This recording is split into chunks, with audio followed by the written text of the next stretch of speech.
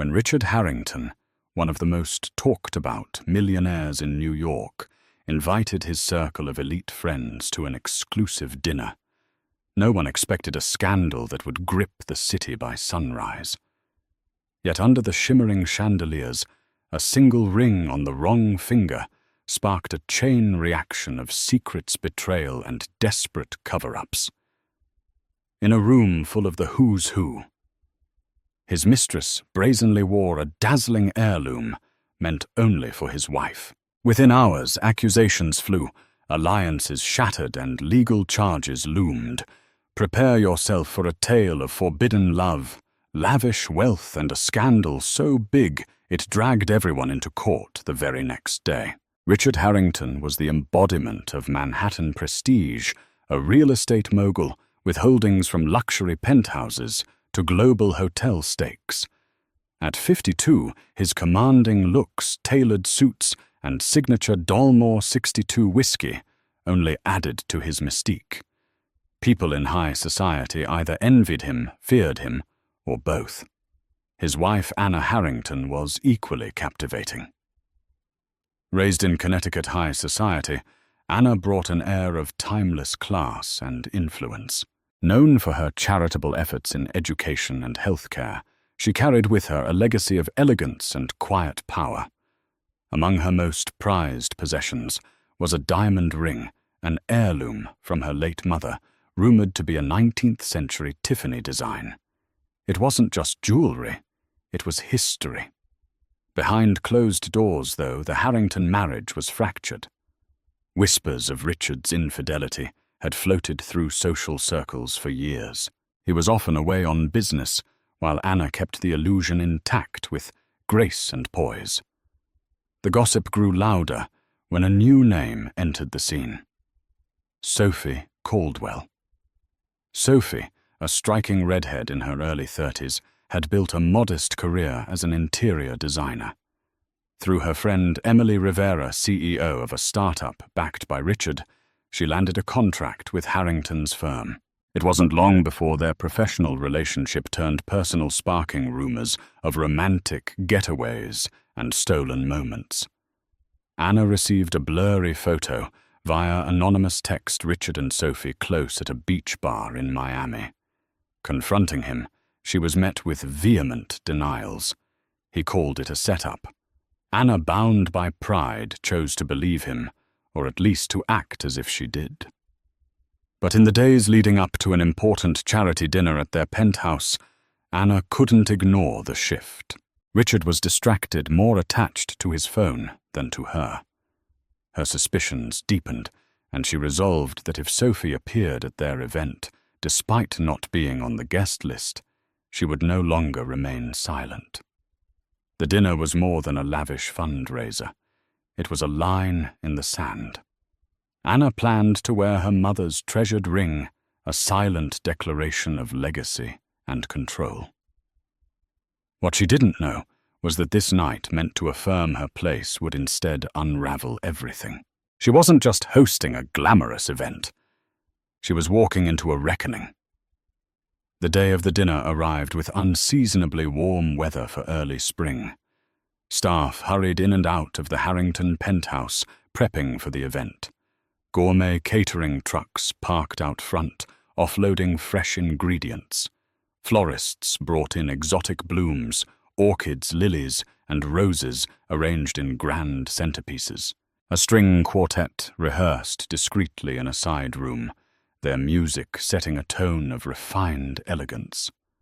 Anna Harrington oversaw the final preparations, meticulously checking seating charts, ensuring the correct vintage of champagne was chilled, and adjusting the angle of each flower arrangement.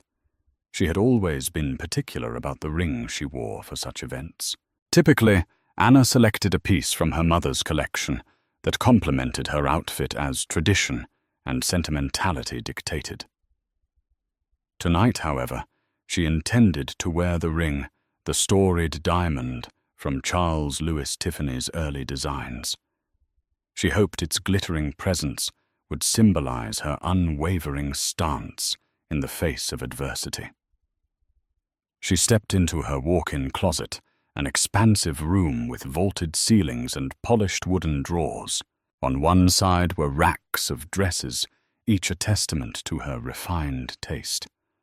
On the other were rows of drawers containing her jewelry. She opened the velvet-lined case and expected to see her prized ring glistening in its usual spot. But it wasn't there. Alarmed, Anna searched through every corner, pulling out one drawer after another. Panic gnawed at her stomach. Her mother's ring. The ring was missing. Anna's first instinct was to confront Richard. Perhaps he had borrowed it for some reason, or maybe he had taken it to be cleaned or reset, though he would have surely told her. Leaving the closet in disarray, Anna found him in his office rummaging through documents, phone in hand. "Richard," she said softly but with urgency, "have you seen my mother's ring? The one I keep in the top drawer." Richard looked up, confusion creasing his brow. "No, I haven't touched your jewelry," he replied, placing his phone screen down on the desk. "Why would I? I've been busy with finalizing tonight's guest list and the charity auction items." He paused, sensing Anna's distress. "Are you sure you didn't misplace it?" Anna's anxiety flared. "It's not misplaced. It's always in the same spot. Always, Richard. I can't find it anywhere." He stood up, concern etched on his face. For all his recent betrayals, real or suspected, Richard seemed genuinely worried. "We have staff in and out all day. Anyone could have seen the case open and taken it." But even as he spoke the words, his eyes flickered with something fear, perhaps, or guilt. Anna scoured his expression. She was desperate to know if he was lying, if the missing ring had anything to do with Sophie Caldwell. The thought was so outrageous that she forced it out of her mind. No matter how brazen an affair might be, surely not even Sophie would dare to steal a ring. It was too personal, too significant. And yet a seed of suspicion was planted. As evening approached, Anna decided there was no use frantically searching any further. She had a dinner to host and a ring to locate discreetly. If she didn't keep her composure, tongues would wag and rumors would swirl. So she chose a simpler piece of jewelry, a pearl necklace, and went on to greet the arriving guests with a poised smile that concealed her turmoil. Attendees trickled in, wearing the finest couture, each trying to outshine the next.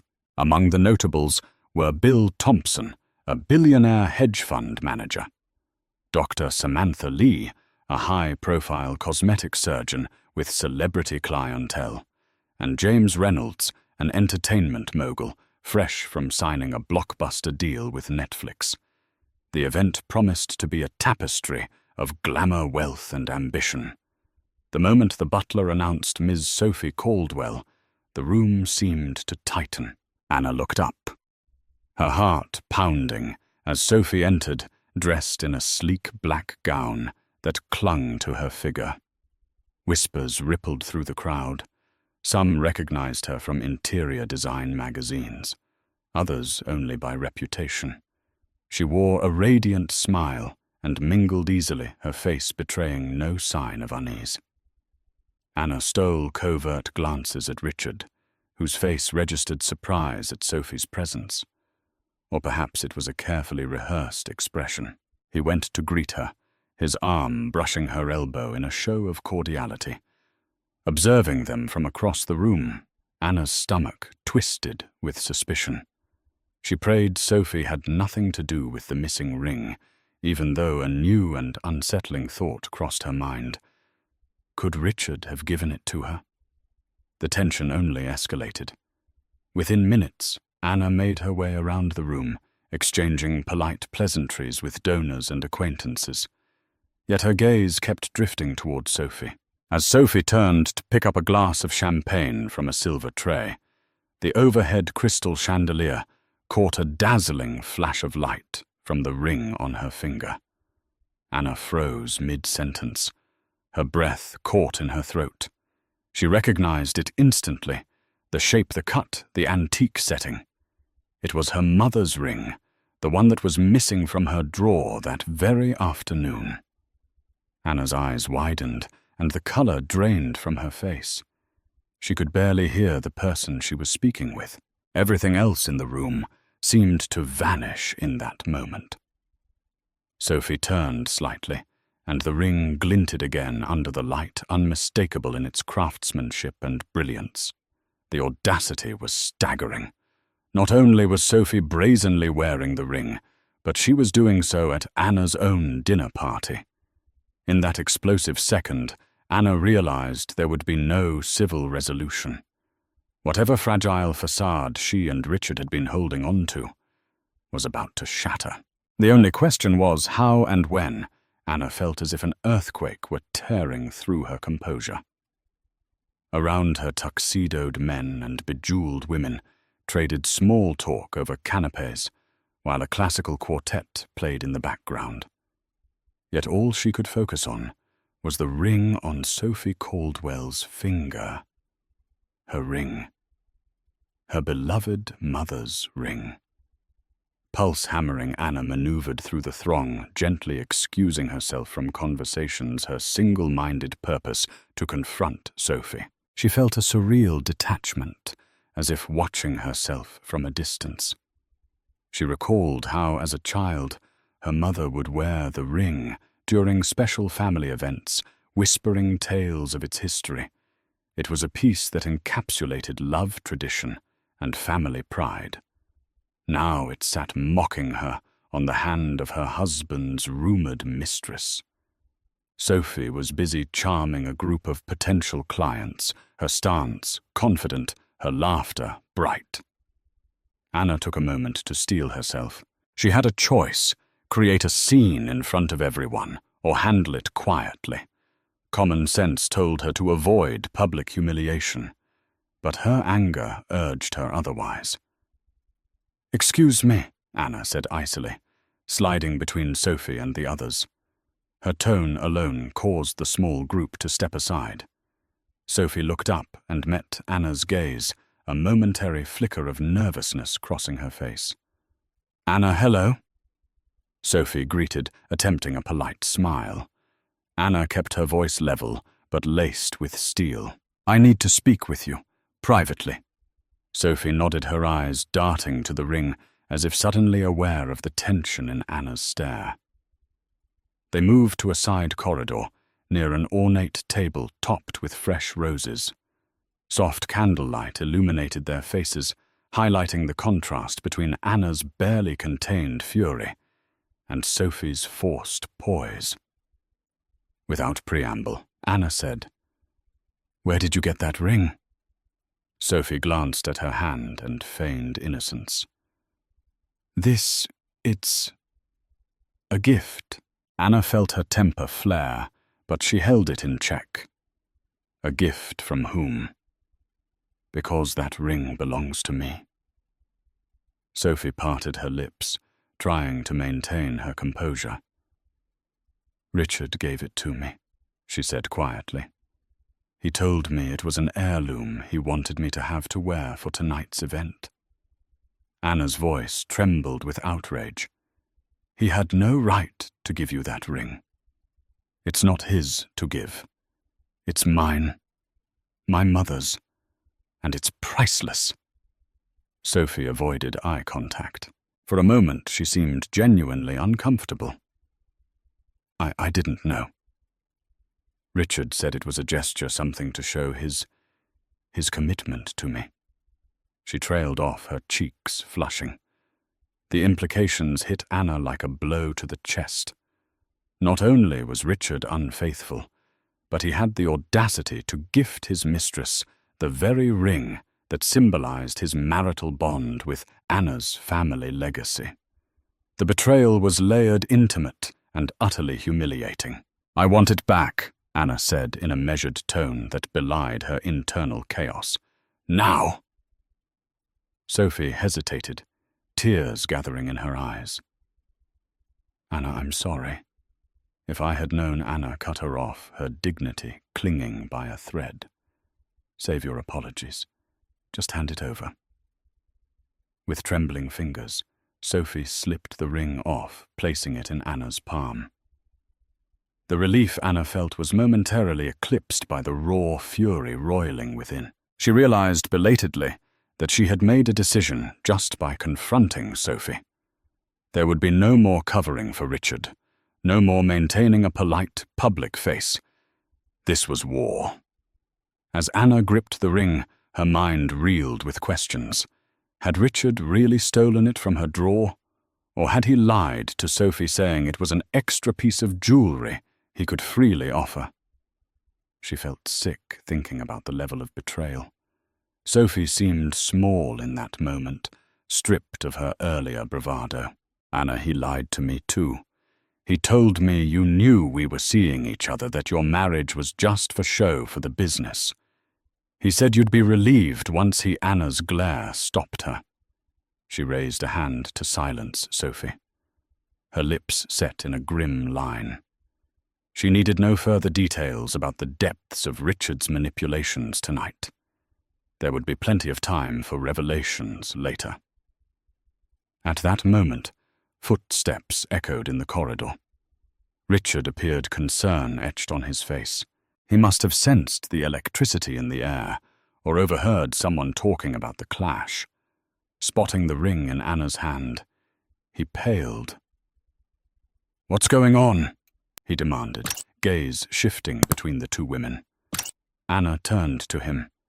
Her anger sharpened into an icy blade. "You have the nerve to ask that, after you gave her my ring." Sophie backed away, her eyes brimming with tears, looking overwhelmed. Richard tried to step closer to Anna, but she put up a hand as if warding off a venomous snake. "You stole from me," Anna spat, "and you gave it to your mistress. Do you have any idea how humiliating this is?" Richard opened his mouth to respond, but faltered, unable to conjure a plausible explanation. "Anna, please, let's not do this here." "Oh, believe me, Richard, we will do this here. You set the stage for public humiliation. It's only fitting we finish it this way." She paused, the ring clutched so tightly in her hand that it pressed into her skin. "I want every single person in this room to know the truth." Panic flickered in Richard's eyes. For all his power, reputation was still everything. "Not now," he pleaded, lowering his voice. "We'll talk about it later, just you and me. I swear." Anna cast a quick glance at Sophie, who stood on the sidelines looking ready to flee. Then she refocused on Richard. "No. I've had enough of pretending. I'm done." Before he could stop her, Anna spun on her heel and headed back toward the main ballroom, ring in hand. The lull in music was perfectly timed. The quartet had paused between pieces. Anna lifted her chin, scanning the faces of the assembled guests. Striding to the center of the room, she spoke loudly, voice reverberating with righteous fury. "Ladies and gentlemen, I must apologize for this interruption, but there's a matter I need to address immediately." Her gaze darted around, capturing every startled look. "I'm sorry to inform you that this evening's event is cancelled. If you'd kindly collect your coats and donations at the door, please exit in an orderly fashion. There has been a betrayal in this house that I cannot allow to remain hidden any longer." A stunned hush fell over the crowd. Richard stood behind her, face ashen, unsure whether to step in or remain silent. Sophie lingered in the shadow of the corridor, tears streaking her cheeks. Anna concluded, her voice breaking slightly. "Once again, I offer my sincerest apologies. You will all receive a formal explanation soon. But for now, I ask you to leave." In an instant, the mood turned chaotic. Confused murmurs rippled through the gathering. Some guests, sensing scandal, hurried for the exits, while others hovered, trying to glean bits of gossip. Paparazzi, who had been stationed outside, might have overheard the commotion cameras, ready to capture the meltdown of a powerful family. Amid the swirl of confusion, Anna locked eyes with Richard. "There in front of everyone," she said in a voice trembling with betrayal. "How could you do this to me?" And just like that, the facade of the Harringtons' perfect marriage crumbled. The morning after the dinner was a whirlwind of phone calls, scandalized gossip and incriminations. Headlines on society blogs and social media platforms blared, "A diamond affair. Harrington Gala ends in disgrace." Speculative articles ran wild, some blaming Anna for overreacting, others painting Sophie as a conniving homewrecker, and still others insinuating that Richard had orchestrated the entire drama for reasons unknown. Inside the Harrington penthouse, the atmosphere was as bleak as it was silent. Anna barely slept. She had retreated to a guest room, locked the door, and sobbed into her pillow until the early hours of dawn. In the morning, she emerged to find a miserable-looking Richard in the kitchen phone glued to his ear. He was in hushed conversation with Daniel Kirkwood, his attorney friend. "Daniel, I need you to handle the fallout," Richard said, voice low. "I don't care what it takes. I can't have this overshadowing my business deals." Anna could hardly believe his priorities. He was more concerned about business deals than the devastation he had wrought. She found her own phone buzzing with messages, some from concerned friends like Emily Rivera, others from opportunists seeking a statement. She ignored all but one call from her personal attorney, Sarah Lovelace. "Anna, I saw the news. Are you all right?" Sarah's voice was calm yet urgent. "No, not really." Anna admitted, tears stinging her eyes anew.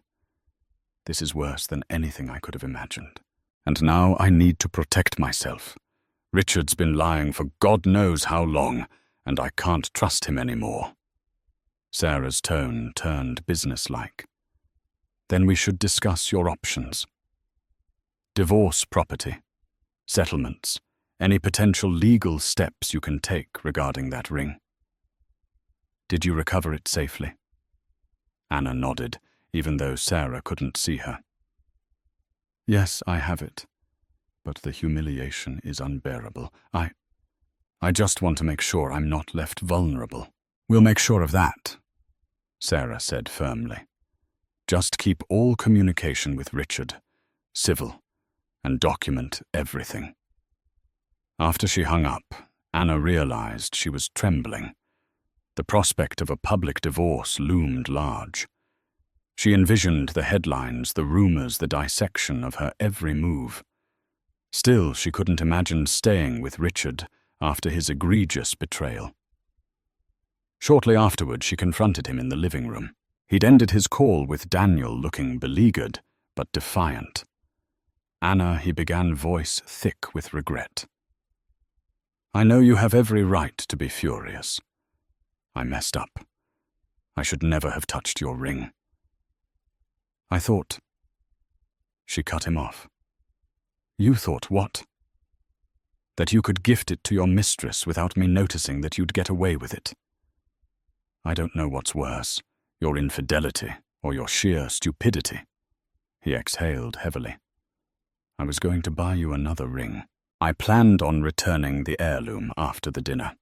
It was a ridiculous idea, but Sophie insisted she wanted something special to wear."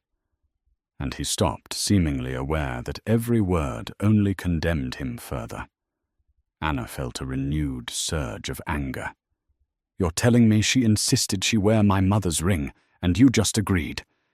You keep digging yourself a deeper hole, Richard." He pressed his fingers to his temples.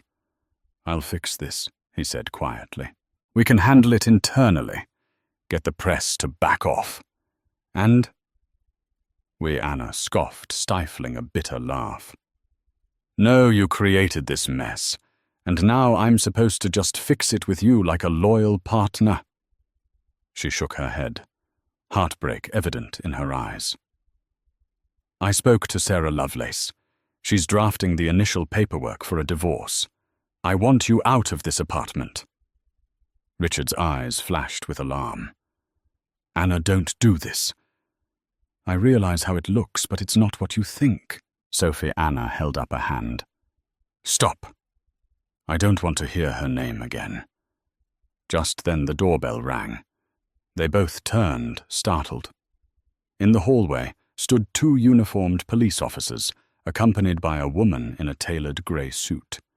The woman introduced herself as Detective Maria Alvarez from the NYPD's Financial Crimes Division. Mr. Harrington. Mrs. Harrington, she said, flashing her badge. We have a warrant to search the premises in connection with a complaint filed this morning regarding stolen property and potential fraud. Anna's heart nearly stopped. Fraud, she echoed. Richard shot a panicked look at her. This has to be some mistake. Who filed this complaint? Detective Alvarez consulted a folder in her hand. A Ms. Sophie Caldwell reported that you gave her a stolen ring to wear at last night's event. She claims she was unaware it was stolen and only realized the next day that you had taken it from your wife without permission. She's pressed charges. Anna's jaw dropped. But the ring is mine. It's not stolen property. I have it right here. Alvarez raised an eyebrow. According to the complaint, Mr. Harrington was not authorized to remove the ring from a safe deposit box or from your private collection. Ms. Caldwell states that as soon as she learned the ring wasn't Mr. Harrington's to give, she sought legal counsel.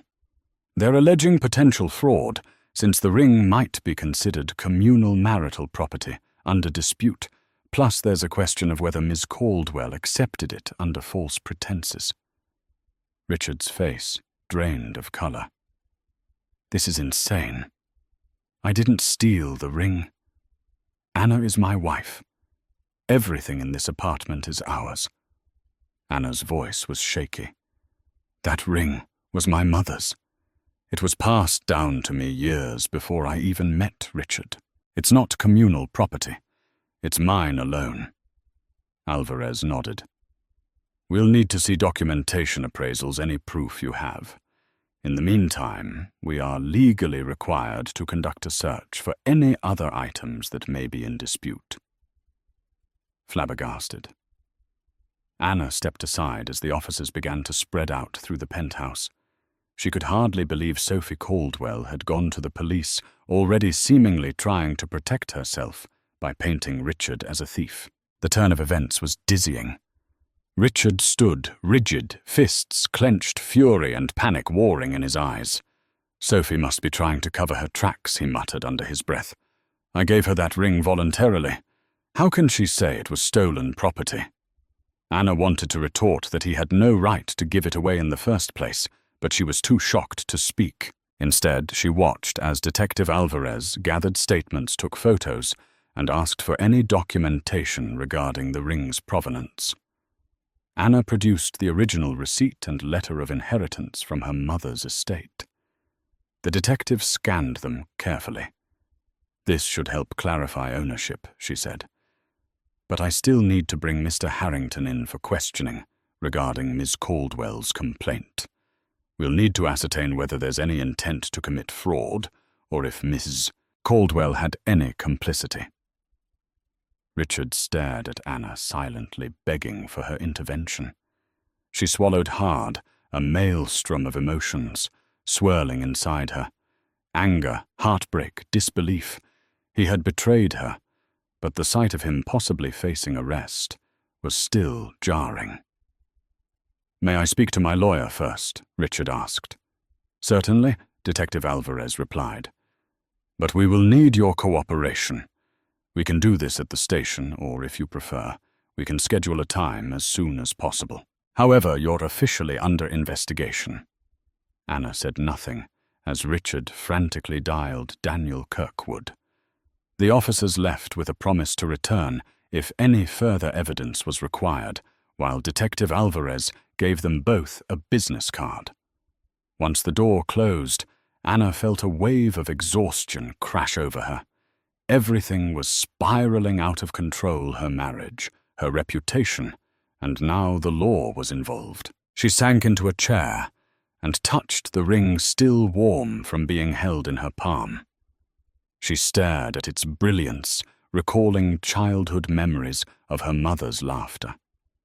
How had a symbol of enduring love become the centerpiece of such betrayal and legal chaos? The next day, a flurry of media speculations erupted.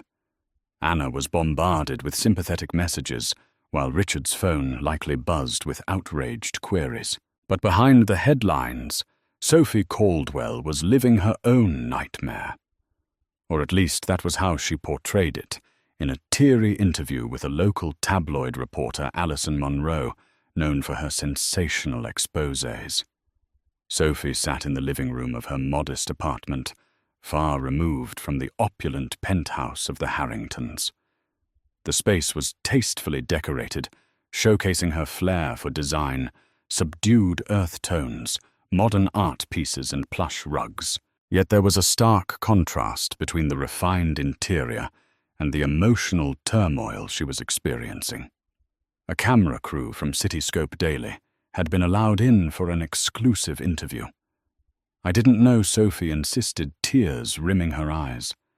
Richard told me the ring was his to give. He said it was from his personal safe, and he wanted me to wear it at the dinner because it symbolized our future together. Alison Monroe leaned forward, her expression a blend of sympathy and professional curiosity. "And you had no idea it belonged to Mrs. Harrington?" Sophie shook her head, a wave of red curls bouncing around her shoulders. "No, not at all. Richard had always told me that his marriage was basically in name only, that Anna knew about me, that she in fact was supportive of him finding companionship. It sounds naive, but I believed him." She sniffled, dabbing her eyes with a tissue. I should have asked more questions, but I was in love. Or at least I thought I was. The camera panned around the room, capturing Sophie's distress. For the viewers who tuned in, she appeared as a victim led astray by a powerful man's lies.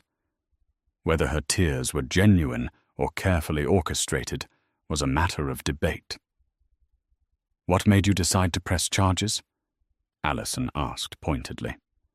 Sophie inhaled shakily.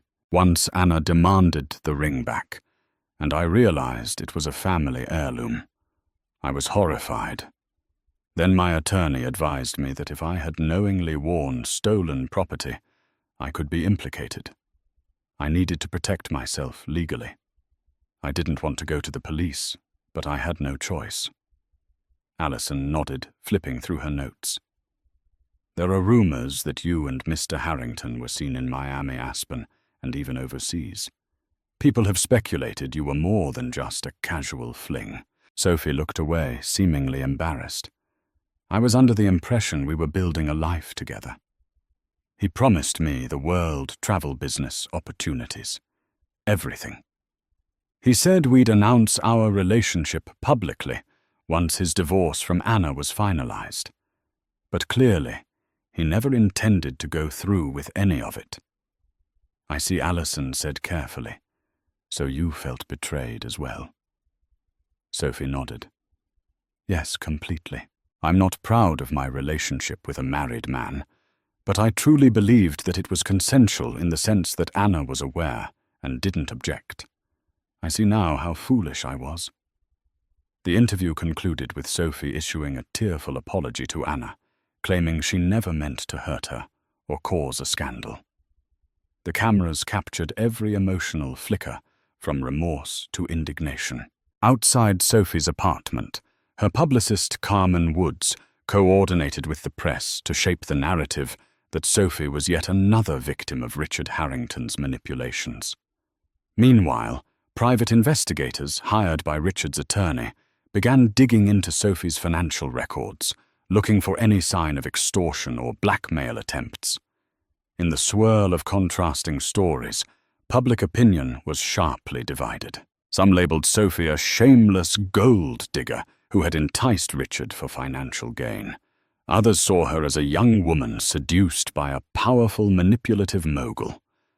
Anna gained sympathy as the wronged wife, but even she was not immune to cynics who questioned why she had tolerated Richard's affair for so long. Richard himself was portrayed as the antagonist, a wealthy, entitled man who believed he could have his cake and eat it too. Behind the headlines, Sophie tried to maintain a semblance of normalcy. She still had clients to answer to, projects to complete. But with paparazzi camped outside her building, she found it nearly impossible to continue her interior design work. She also grappled with the knowledge that pressing charges against Richard opened her to scrutiny. If the police found any evidence that Sophie had known about the ring's origins, she could be charged with conspiracy or receiving stolen property. One evening, Emily Rivera, her friend who had first introduced her to Richard, came by to check on her. Emily was torn between loyalty to Sophie and a sense of guilt for unwittingly setting this whole drama in motion. "This is a mess," Emily whispered, holding Sophie's hand. "Are you absolutely sure you want to follow through with this legal action? Richard is powerful and he won't hesitate to fight back hard." Sophie's expression was resolute. "I don't have a choice. He gave me stolen property. Even if I didn't know it was stolen, I'm responsible. This is self-preservation." Emily nodded, though uncertainty clouded her features. "Just be ready for the backlash. Richard can ruin your reputation more than he already has. And Anna, she's furious." Sophie lowered her gaze. "I deserve her fury. But this is the only way I can protect myself, Emily. I never wanted it to go this far. Yet it had gone that far, and the legal machinery was now in motion." Sophie had cast her die, positioning herself as a woman deceived, filing complaints to shield herself.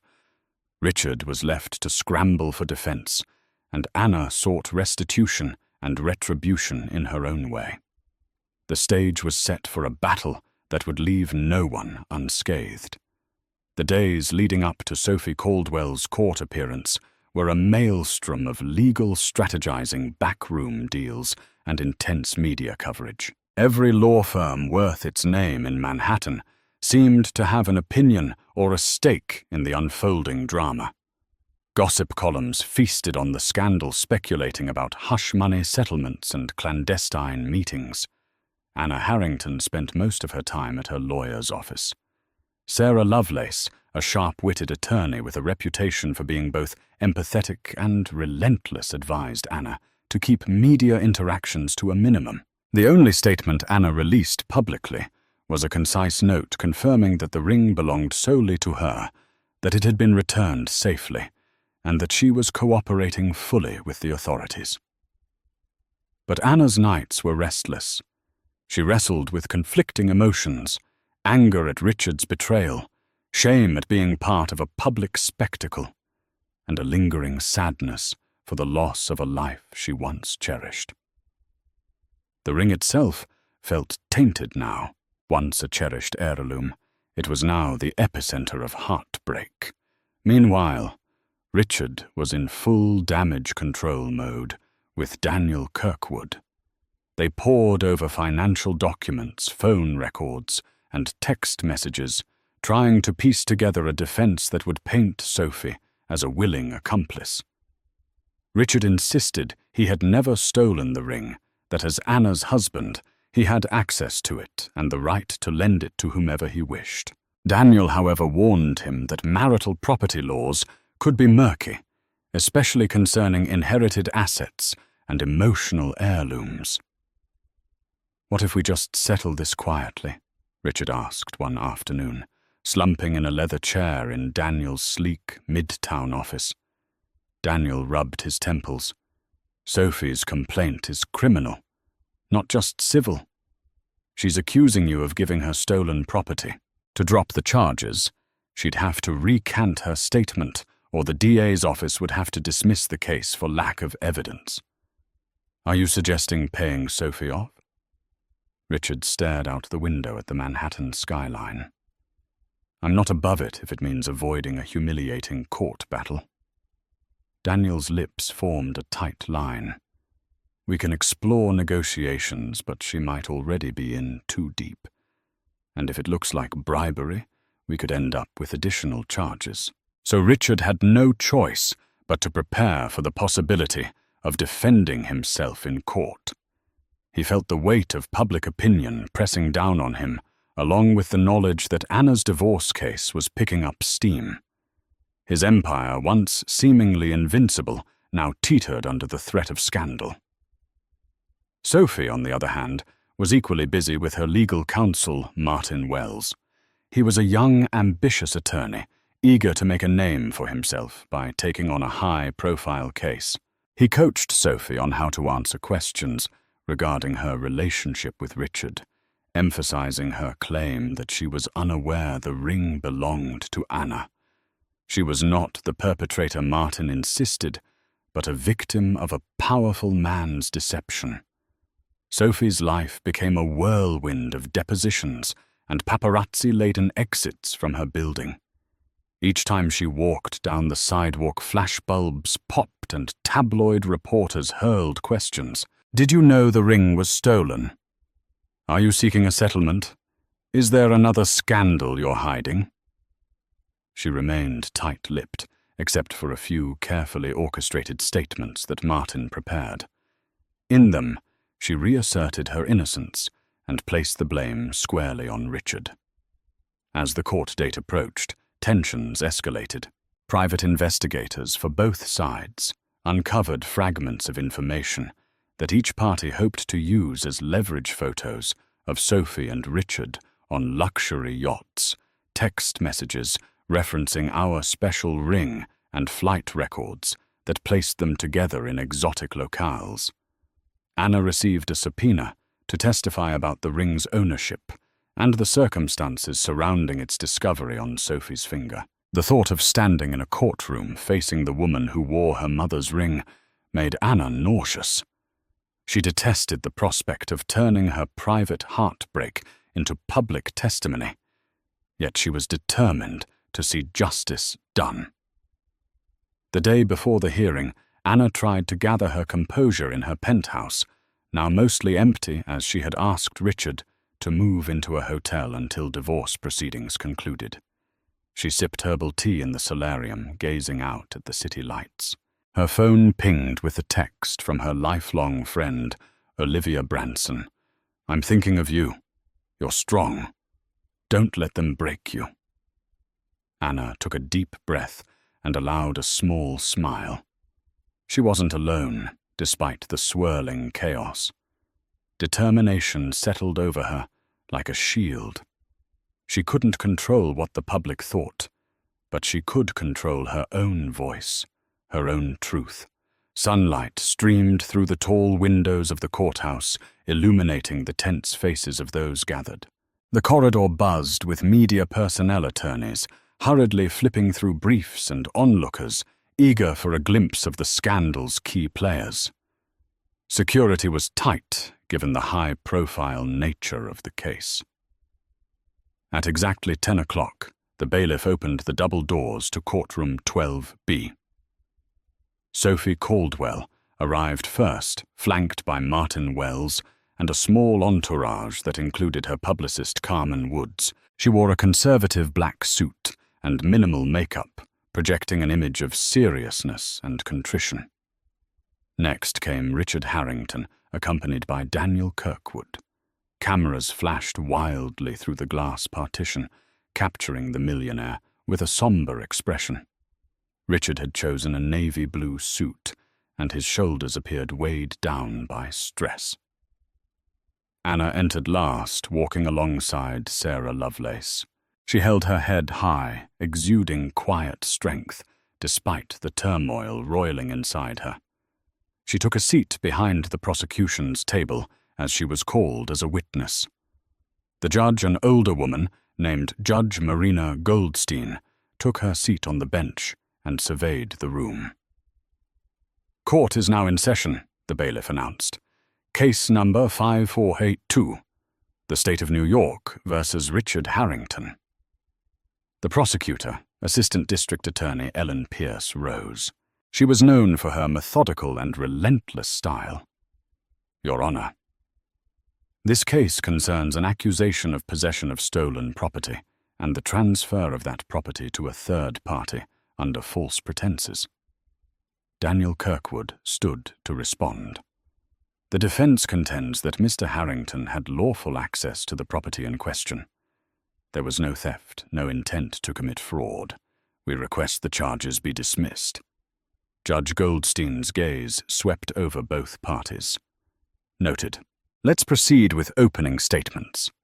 Assistant D.A. Pierce gave a concise overview describing how Richard Harrington took an heirloom ring belonging solely to Anna Harrington and gave it to Sophie Caldwell without permission. She emphasized how the ring was inherited by Anna prior to marriage, thus remaining her personal property under New York law. Pierce painted a picture of Richard misrepresenting his rights to the ring, causing Sophie to unwittingly wear stolen property. When Daniel Kirkwood rose, he began by challenging the notion that Anna's inheritance was indisputably separate. The ring was kept in a shared safe, accessible to both Mr. and Mrs. Harrington. Mr. Harrington believed he had every right to allow Miss Caldwell to wear it for a social function. There was no theft, merely a misunderstanding of ownership. The judge nodded, scribbling notes. "We'll hear evidence regarding the ring's legal status. Let's call the first witness." Anna was summoned to the stand. She took a moment to steady her breath before sitting in the witness box and swearing to tell the truth. ADA Pierce led the questioning, asking Anna about her inheritance, her emotional attachment to the ring, and the night she discovered Sophie wearing it. Anna recounted the story with quiet dignity, occasionally pausing to gather herself. She provided appraisals, her mother's will and documentation showing the ring was gifted solely to her. Then came cross-examination. Daniel Kirkwood approached carefully, trying not to appear overly aggressive. He asked Anna about the shared property arrangements she and Richard had, implying that items in the penthouse were jointly accessible. Anna maintained that the ring had never been part of the marriage's communal property. It was stored separately in her personal jewelry case. Kirkwood's voice took on a pointed edge. "But Mrs. Harrington, you didn't keep this ring in a safe deposit box at a bank, correct? You kept it at home in a place Mr. Harrington could access. Is that not right?" Anna frowned. "There is a difference between physically accessing something and having the legal right to give it away." Richard did not have the latter. Satisfied he had planted doubt, Kirkwood returned to his seat. Anna felt a mixture of relief and lingering anxiety. Next, Sophie Caldwell was called to testify. Martin Wells guided her through her story, her relationship with Richard, how he'd presented the ring, and her immediate decision to contact the police once she realized it wasn't his to give. She appeared subdued and remorseful, emphasizing her claim that she was deceived by Richard's assurances. During cross-examination, Daniel Kirkwood tried to pick holes in Sophie's narrative, highlighting the lavish gifts and vacations she had enjoyed at Richard's expense. "Isn't it true," he pressed, "that you accepted numerous high-value items from Mr. Harrington before this ring incident? How is this different?" Sophie looked down, wringing her hands. This was the first time it turned out to be stolen. Kirkwood cut her off, earning a reprimand from Judge Goldstein. "Let the witness finish." Sophie swallowed. "I never thought those other gifts were anything but legitimately his to give. He told me he was wealthy, that he had access to many assets. I had no reason to doubt him." Kirkwood shifted tactics. "Ms. Caldwell, how did you know to contact the police so quickly?" Were you not worried about the publicity this might attract? Sophie took a moment before answering, her eyes flickering toward the assembled reporters. Once Mrs. Harrington confronted me, I panicked. I spoke to a lawyer first. He advised me to go to the police immediately, or I could be charged myself. Kirkwood let out a frustrated sigh and ended his cross-examination. Finally, the defense called Richard Harrington to the stand. He took a deep breath, stepping up with the confidence of a man used to boardroom battles. Yet this was different. Here the personal collided with the professional under the harsh glare of legal scrutiny. Under Daniel's questioning, Richard gave a carefully rehearsed statement. I believed I could lend the ring to Miss Caldwell. It was a spontaneous decision. I planned on returning it to my wife's jewelry box immediately after the event. I never intended to claim permanent ownership or deprive Anna of it. That was not theft. It was a poor decision, yes, but not a crime. He also portrayed Sophie as someone who understood the ring was part of the Harrington household. Sophie knew our marriage was on the rocks. I told her I'd handle the ring's transfer properly later. This was supposed to be a symbolic gesture, not a permanent gift. Ada, Pierce's cross-examination was relentless, focusing on the emotional weight of the ring and the fact that Richard had not consulted Anna. Mr. Harrington, how can you claim it was a mere symbolic gesture when you never informed your wife, the ring's legal owner, of your plan? Richard visibly squirmed. I was going to tell Anna after the event, once she saw that my relationship with Sophie was something I intended to formalize. The courtroom erupted in hushed murmurs at his frank admission of an affair. So you decided on your own that you had the right to take and lend a ring that you knew was your wife's prized heirloom. Is that correct? Pierce pressed. Richard hesitated. I believed that as her husband, it wasn't an issue to temporarily use an item from our shared household, even if the item was inherited before your marriage. Pierce's voice sharpened. That detail is crucial, Mr. Harrington. Richard stumbled through an explanation, but the damage was done. His testimony made it clear that he hadn't properly considered the ring's legal status. The lines between personal entitlement and rightful ownership were blurred, but they seemed to tilt in favor of Anna's claim that it was hers alone.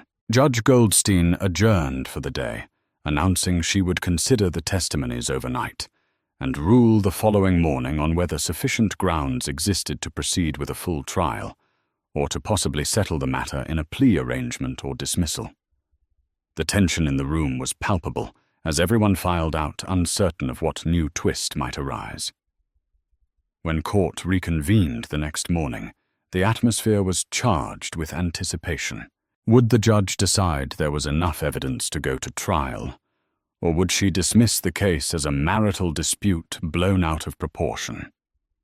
Judge Goldstein entered, her expression inscrutable. After calling the courtroom to order, she wasted no time. I have reviewed the evidence and testimony. It is clear that the ring in question was inherited by Mrs. Harrington, making it her personal property. Harrington's unilateral decision to lend it without her consent raises serious legal concerns. However, the matter of intent, whether Mr. Harrington knowingly committed theft or simply exercised poor judgment, remains debatable. She paused, letting her words settle. Given the complexities, I'm inclined to set this case for trial, so that a jury can examine the nuances of marital property law versus inherited property law, unless the parties can come to a mutually acceptable resolution. Does the state have any preference? ADA. Pierce stood. Your Honor, the prosecution is open to a plea agreement if Mr. Harrington will accept responsibility and meet certain conditions. Daniel Kirkwood quickly asked for a brief recess to confer with his client. The judge consented, and the parties huddled in the hallway. Richard Daniel said quietly, "If you go to trial, we risk a public spectacle. The DA might even uncover other questionable financial dealings. This could escalate. If they offer a deal that avoids prison time, we might want to take it." Richard's jaw clenched. "I can't plead guilty to something I didn't do." Daniel raised an eyebrow. "Richard, you admitted you took the ring without telling Anna. Legally, that's theft if we can't prove you had the right to do so. The best we can do is mitigate the consequences." Nearby ADA. Pierce approached with a proposition. "Mr. Harrington pleads no contest to a lesser charge, unauthorized use of property, and pays a substantial fine. Additionally, any settlement with Ms. Caldwell is between them, but the state's case can be resolved." Richard looked to Anna, who stood a few feet away, listening with Sarah Lovelace. She locked eyes with him, making it clear she had no sympathy left. Then he glanced at Sophie, who hovered uncertainly by her attorney. She offered him no support, her gaze fixed on the floor. A swirl of conflicting emotions churned inside him. Anger, betrayal, regret, fear. He had built his empire on taking calculated risks. But this risk had backfired. He sighed, shoulders sagging. "Fine," he muttered. "Let's do it." Back in the courtroom, the arrangement was announced. Richard Harrington would plead no contest to a charge of unauthorized property use, would pay a significant fine to the state, and cover Anna's legal fees. The ring was irrevocably returned to Anna, with Richard relinquishing any claim. The judge accepted the plea deal, subjecting Richard to a period of probation to ensure no further incidents. Sophie Caldwell's claim that the ring was stolen thus resolved in a manner that shielded her from criminal liability as well. A hush fell in the courtroom as the resolution sank in. No jail time for Richard, but the damage to his reputation was incalculable. For Sophie, the legal risk ended, but the stigma of being the mistress who wore the wife's ring would follow her. And for Anna, there was relief that her property was restored and a measure of justice served, although the emotional wounds were deep.